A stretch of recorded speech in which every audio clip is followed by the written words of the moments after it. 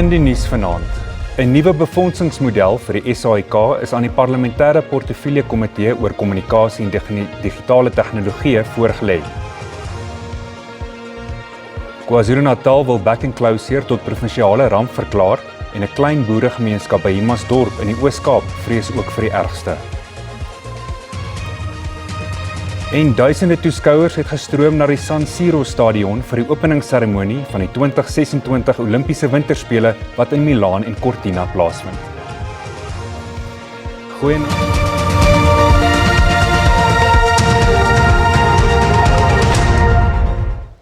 Goeienaand en baie welkom by die Afrikaanse nuus. Die SAIK benodig 'n hersiening van die beleids- en die regulatoriese raamwerke aangesien die wetlike raamwerk van die 90er jare wat die openbare saaier tans bestuur verouderd is. Dit is die aanbeveling van die BMIT Knowledge Group wat die Departement van Kommunikasie en Digitale Tegnologie adviseer oor die SABC se toekomstige befondsingsmodel. Volgens die groep maak die huidige model staat op kommersiële inkomste en TV-lisensies wat onvolhoubaar is. Dit het gelei tot oproepe vir 'n verskuiwing na meer staatsfinansiering of selfs huishoudelike heffings. Ons sal terugkeer na hierdie storie. Ons gaan voort. Die Madlanga-kommissie van ondersoek het gehoor dat die gewese waarnemende nasionale polisiekommissaris Komotso Patlane en vermeende misdaadkartelbaas en beskuldigde van poging tot moord, Vusimuzi Kat Matlala, kennisse is. Dit is onthul terwyl die kommissie WhatsApp-boodskappe tussen Matlala en 'n gehalte bestuurshoof by die polisie, brigadier Rachel Macheng, deurkam. Patlale het volgens die bewyse na Macheng uitgereik om 'n vergadering met Matlala te reël. Brigadier Macheng, wat beweer dat sy in 'n wisselvallige liefdesverhouding met Matlala was, het getuig dat sy 'n tussenganger vir Matlala en Patlane was. Patlane is in 2020 uit die polisie geskort weens beweringe van korrupsie. What is the nature of the relationship between Mr. Patlane and Mr. Matlala? Acquaintances. They are acquaintances. And you know this because? I know this because sometimes when General Patlane is looking for Mr. Matlala and he can't get through him, he will either call me knowing that I will see Mr. Matlala or I will relay the message. Die boodskappe het verder gewys hoe Macheng vir Matlala die gewigsverliesmiddel Ozempic ter waarde van R4.500 gevra het. I was told that Ozempic will go hand in hand with BBL, and those that I'm seeing at work who did the BBL, they also use Ozempic. So for me, from my boyfriend, I only ask for Ozempic. Brigadier Macheng se volgehoue beweerde bystand aan Matlala en die daaropvolgende beweerde betalings aan 'n derde party het die kommissie laat betwyfel oor haar beweerde verhouding met Matlala. Macheng hou egter vol dat die geskenke en omkoopgeld die van 'n geliefde was en nie 'n diensverskaffer nie. Sy het egter versuim om bewyse oor haar aantuigings in te dien soos 'n foto. 'n Nuwe getuie sal maandagooggend voor die kommissie verskyn. Byna 4 jaar nadat 'n verwoestende brand groot skade aan Suid-Afrika se parlement se nasionale vergadering, sowel as die ou vergaderingkamers aangerig het en wetgewers elders heenkome moes vind, het 'n nuwe hoofstuk aangebreek. Die minister van Openbare Werke, Dean McPherson, het 'n nuut opgeknapte koepel aan die spreker van die nasionale vergadering, Toko Didiza, onthul. Dit is 'n tydelike, maar ten volle funksionele struktuur wat parlementêre sittings sal huisves, insluitend volgende week se staatsrede. Die projek, wat in net meer as 10 weke voltooi is 'n belangrike stap om parlementêre sake te normaliseer. Die brand in Januarie 2022 het wetgewers sonder 'n tuiste gelaat. Die parlement het onder ewige kritiek deurgeloop omdat hy nie 'n struktuur gehad het wat al 400 lede van die nasionale vergadering vir debatte kon akkommodeer nie. Na vele vertragings en groot frustrasie van wetgewers is die koepel voltooi. Madam Speaker, in a few moments I'll formally hand over this facility to you and the National Assembly. And it's our sincere hope that it will serve Parliament well. We all have literal blood and sweat invested in this. Die koepel kan al 400 lede van die nasionale vergadering akkommodeer, sowel as meer as 100 mense in die openbare galery. Die speaker het die onthulling verwelkom. Dean, as the Minister of Public Works, I would like to say thank you for ensuring that we can still continue as an instrument that makes government works. Tedisa sê die parlement en openbare werke het die projek gesamentlik befonds.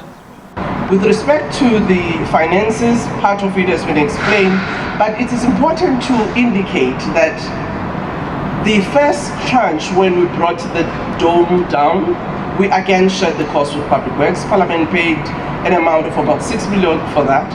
And when we had to refurbish and reconstruct this one, we actually made a contribution of 15 million each from both sides. Alhoewel die koepel nie 'n permanente plaasvervanger is vir die geskiedkundige gebou wat in die brand vernietig is nie, is dit 'n belangrike mylpaal om die oorspronklike parlementsgebou ten volle funksioneel te kry. En nou vir die beloofde insetsel oor die voorgestelde befondsingsmodel vir die SAIK. Die konsultante het hulle voorstelle vir 'n nuwe befondsingsmodel vir die SAIK aan die Parlement se Toesigkomitee oor kommunikasie en digitale tegnologieë voorgelê. Een van die belangrikste voorstelle is om die regulatoriese ruimte te hersien.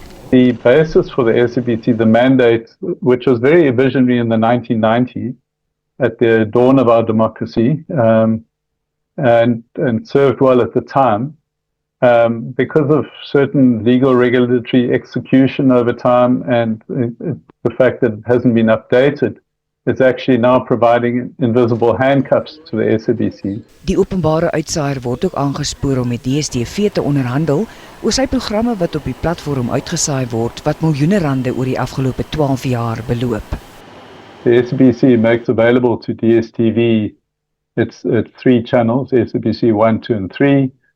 The mechanism for being remunerated for that has never been resolved, and that's going on for 12 to 14 years now, and that's an enormous amount of money that's been lost to the SABC, considering that those free-to-air channels are actually 3 of the most popular channels in the DStv bouquet. Gewaarborgde jaarlikse befondsing van die fiskus om langtermynbeplanning te doen is nog 'n voorstel.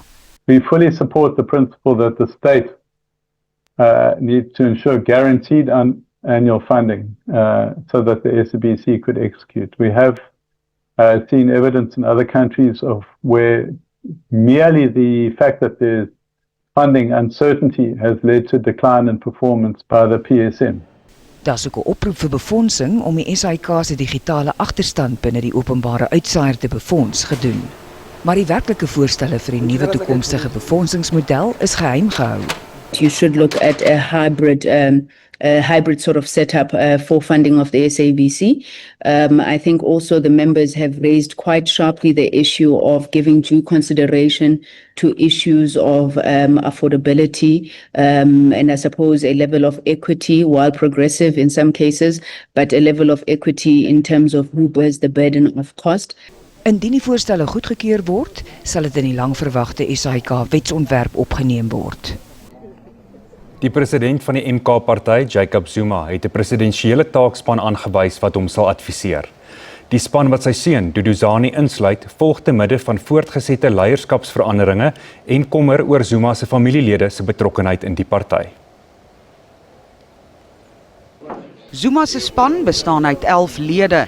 Die voormalige ANC-speaker van die Umzumbe munisipaliteit, Sibonele Mapumulo, sal die span lei. Mapumulo, wat uit die ANC geskort is, het by die MKP aangesluit en was die party se eerste raadslid op plaaslike regeringsvlak. So it is important that I have a team that can be on the job all the time, helping me so that we are not lagging behind. Duduzane se insluiting by die span het die wenkbroue laat lig oor nepotisme. Dit is die 83-jarige Zuma se tweede kind wat binne 3 maande 'n prominente posisie in die MKP kry. In Desember het Zuma se dogter Brumelda, Duduzane se tweelingsuster, Duduzile as MKP parlementslid vervang. Duduzile het bedank na beweringe dat sy 17 mans gewerf het om vir Rusland teen Oekraïne te veg. Die voormalige Eskom-hoof, Brian Molefe, wat ook as LP bedank het, is intussen as tesourier aangewys. Dit is nog nie duidelik wie sy posisie as parlementslid gaan oorneem nie. Umkhonto weSizwe is the only political party right now that is going to represent the people of South Africa.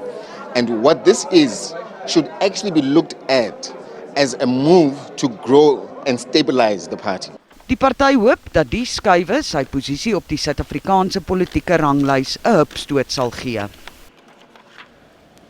Iran se gewapende magte is op die hoogste vlak van gereedheid te midde van gesprekke tussen die land en die Verenigde State van Amerika wat in die hoofstad van Oman, Muscat, aan die gang is. Dit is die eerste kernonderafdeling wat plaasvind sedert die Amerikaanse lugaanvalle op Iran se kernfasiliteite in Junie 2025. Oman se minister van buitelandse sake, Said Badr al-Busaidi, het afsonderlik met die Iranse en Amerikaanse afvaardigings vergader. Die Iranse minister van buitelandse sake, Ubas Arangchi, het sy land se afvaardiging gelei, terwyl die Amerikaanse spesiale gesant Steve Witkoff en die Amerikaanse president Donald Trump se skoonseun Jared Kushner aan hoof is van die VSA se afvaardiging. Volgens 'n Iranse amptenaar het Iran reeds sy eise via Oman aan die VSA oorgedra. Onderhandelings het egter nog nie in alle erns begin nie. Albei lande het aangedui dat hulle gereed is om op 'n diplomatieke wyse geskille met die Weste oor Teheran se kernprogram uit te stryk. Washington wil egter die gesprekke uitbrei en ook oor Iran se ballistiese missiele, sy ondersteuning vir gewapende groepe in die streek en sy behandeling van sy eie landsburgers onderhandel. Arangchi sê die onderhandelinge vind met 'n groot wantroue plaas. Hy sê die wantroue van albei kante is 'n groot uitdaging en dat dit eers oorkom moet word. Iran het herhaaldelik gesê dat hy nie oor sy missiele sal onderhandel nie. Sy ballistiese missielarsenaal is een van die grootstes in die streek. Die VSA se adjunksekretaris van wapenbeheer en internasionale veiligheid, Thomas Dinanu, het herhaal dat president Donald Trump 'n nuwe verdrag oor kernwapenbeheer wil hê. Look, the president's been pretty clear that he wants a better agreement. As we all know, New START expired yesterday. The president clarified again last night that he wants a new treaty. And look, in a nutshell, New START was flawed. It didn't cover theater-range nuclear weapons, and it didn't include China. Teheran wil ook erkenning hê vir die bestaansreg van 'n Iran-verrykingsprogram. Minstens 31 mense het gesterf tydens 'n selfmoordbomaanval in die buitewyke van Islamabad in Pakistan. Sowat 170 ander is gewond tydens Vrydaggebede in 'n Sjiitiese moslim moskee. Tientalle paniekbevange aanbidders was op die moskeevloer omring deur glasskerwe en puin. Die aanvaller is glo by die hek van die moskee voorgekeer, waarna hy die bom laat ontplof het.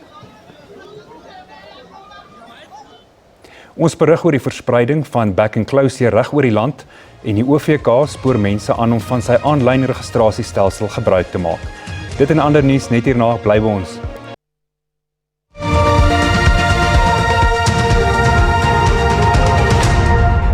Welkom terug.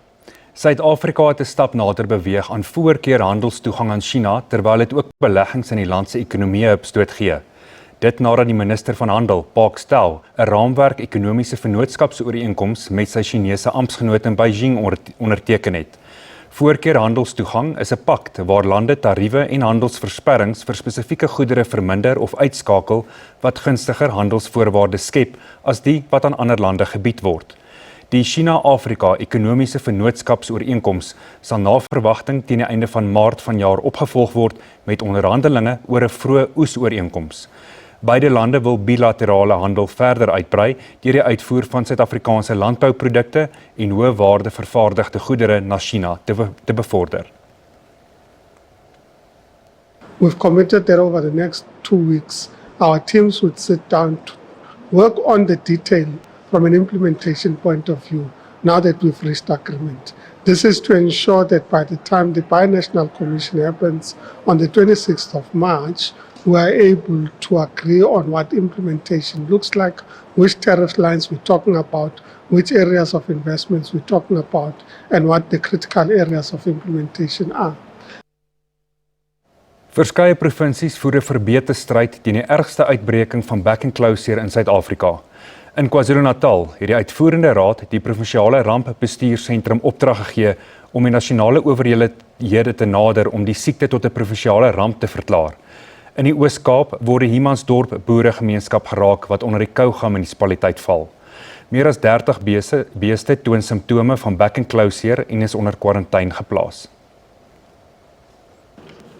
Owerhede in KwaZulu-Natal sê die uitbreking het reeds 'n ernstige sosio-ekonomiese impak gehad wat onder meer voedselsekerheid en die landbouwaardeketting bedreig. Onder die provinsie se geraamde 2,4 miljoen beeste is daar tans 207 bevestigde uitbrekings. Die uitbreking wat in 2021 begin het, is die eerste keer aan die provinsie se noordkus opgespoor, maar het sedertdien na alle distrikte in die provinsie versprei. The proposed classification of the state of disaster will provide the province with the necessary framework to reprioritize resources within all organs of state in the province, mobilize national funding, secure speedy access to vaccines directly from suppliers, and strengthen coordinated interventions to reduce the impact of the disease. Ntuli sê die eerste besending van 'n nasionaal verkrygde 1,5 miljoen dosisse enstofvoorraad sal na verwagting die provinsie teen volgende week bereik met die doel om die hele provinsiale kudde binne die volgende 6 maande in te ent. Intussen toon meer as 30 beeste van boere in die Kruisfontein gemeenskap in Humansdorp duidelike simptome van back-and-closure en is onder kwarantyne geplaas. Die boere monitor hulle kuddes noukeurig. It's a big blow for us because the beef cattle, we use it to implement more, creating more jobs. But for this time now, it's heartbreaking for us because there's nothing we can do to sell out animals and to get some funding from that animals to go further and build the company, because we are on the starting lineup of the building the company. That's where we are. So it gives us a setback. Die Kouga munisipaliteit het streng beheer oor rondlopende diere ingestel. Suiwelboere het reeds verliese van ongeveer 320 miljoen rand binne 'n jaar in die Koukama en Kouga munisipaliteite gelei. We hope we can buy time because at the very moment there are no vaccines available. So what we have embarked on now is to really just stress to our members and our farmers to increase their biosecurity measures on the farms, make sure that no unnecessary travel takes place or people enter their farms, and especially no movement of animals. Because those two elements, animals movement and people, are the biggest spreaders of the disease. Die departement van landbou het 'n landwyse bewusmakings- en inentingsveldtog van stapel gestuur. Die verkiesingskommissie het 'n selfbedienings-aanlyn registrasiestelsel bekendgestel. Dit sal burgers in staat stel om aanlyn te registreer, hulle besonderhede op te dateer en te verifieer. Die OVK sê dit sal toeganklikheid, doeltreffendheid en die integriteit van die kieserregistrasieproses verbeter. Meer as 26,000 nuwe kiesers het reeds op die portaal geregistreer, wat die aantal geregistreerde kiesers op byna 28 miljoen te staan bring. Die OVK hoop veral om jong kiesers te lok om meer aktief deel te neem aan Suid-Afrika se demokratiese en verkiesingsprosesse. We encourage all South Africans who are eligible to vote to register online, and those who have already registered to verify their details and update them accordingly. It is important to note that voters in these upcoming elections, voters must register where they live and vote where they've registered. We urge all South Africans to visit registertovote.elections.co.za sabc.org.za today.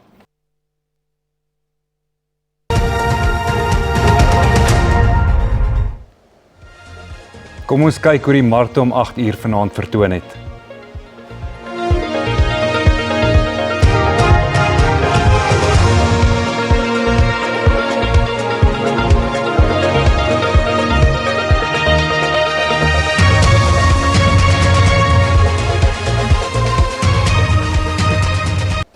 En dis dan al vir vanaand.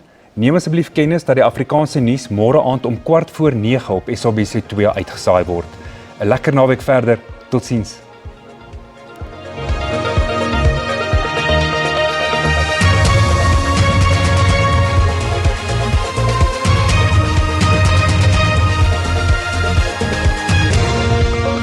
It's a new year and big changes are here. From the 9th of February 2026, some of your favorite news and current affairs shows on SABC2 are getting a fresh shake-up with new time slots. The Afrikaans News Bulletin moves to a new time and will now broadcast daily from Monday to Sunday at 6:30 to 7. You'll be happy to know that our current affairs programs now have repeat slots. Lehlo la Sechaba will air Tuesdays at a new time slot, 8, with a repeat on Wednesdays at 2:30. Ngula ya Butibi and Zwamaramani will continue to alternate on a new time slot on Wednesdays at 8, with repeats on Thursdays at 2:30. And our Triple S News Bulletins also move to a brand new time slot at 8:30 on Mondays to Sundays. Don't miss your trusted news and current affairs on their new time slots, right here on SABC2. A new era begins.